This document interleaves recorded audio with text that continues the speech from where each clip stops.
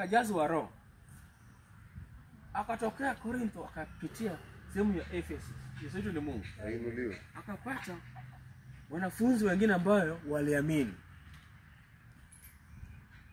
Na wakati alipitia akawapata, akauliza, "Je, wakati mlipoamini mlipokea roho?" Yesu ni Mungu. Haleluya. Alikuwa hata nyinyi mliamini. Nyinyi mko na uhusiano na Mungu ambaye ni roho.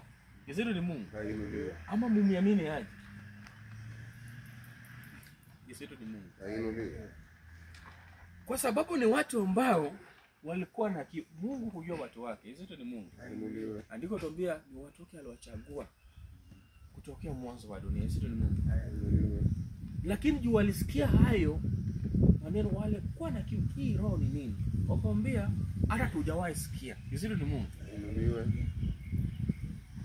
Na Paulo anajua utaratibu. Anawarudia tu ile swali. Ile tu mambo hizo alikuwa anaongea Nikodemo. Yesu ni Mungu. Kwa sababu unajua mtu asipozaliwa kwa maji na roho sio ufalme. Na watu ambao wameamini kwa Yesu ni watu wake. Wanajazwa roho wake, ndio watu wa ufalme. Yesu ni Mungu. Na kauliza unapata ubatizo gani? Kwa sababu kuna utaratibu kwa njia ya ufalme ya Yesu. Utaratibu ya kuwa kanisa la Yesu. Yesu ni Mungu. Lakini wakati waliambia yale ambao walikuwa wamejua, ambao walikuwa nayo ni ubatizo wa Yohana. Na Paulo anawaambia Yohana alibatiza kwa ubatizo wa toba. Akwambia muamini yule ambaye atakuja, yani Yesu. Yesu ni Mungu. Haleluya. Na kwa sababu hapo walikuwa ni wanafunzi wa Yohana, walikuwa wanasikia vile Yohana alikuwa anafundisha watu. Yesu ni Mungu. Haleluya.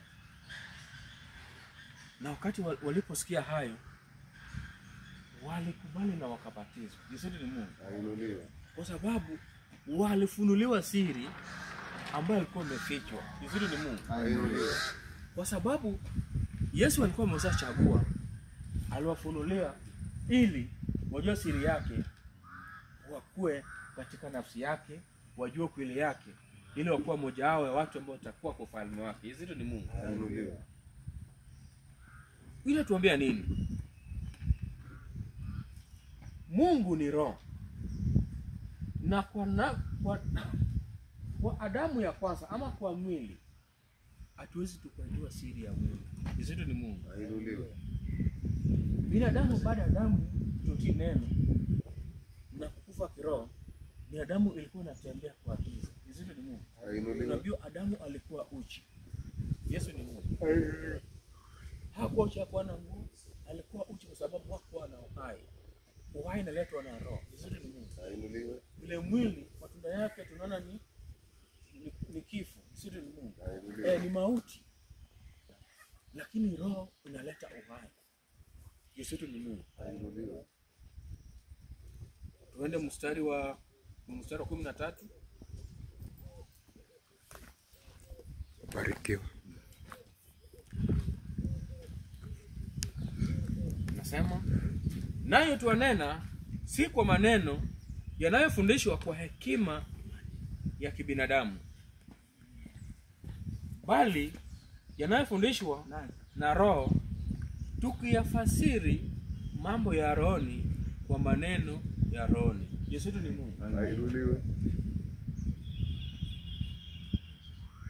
Watu kuishi kwa kiroho watatafakari mambo ya kiroho. Yesu ni Mungu. Haleluya. Kumbuka mitume walikuwa wanauliza, walikuwa wanasumbuliwa sana ile ufalme.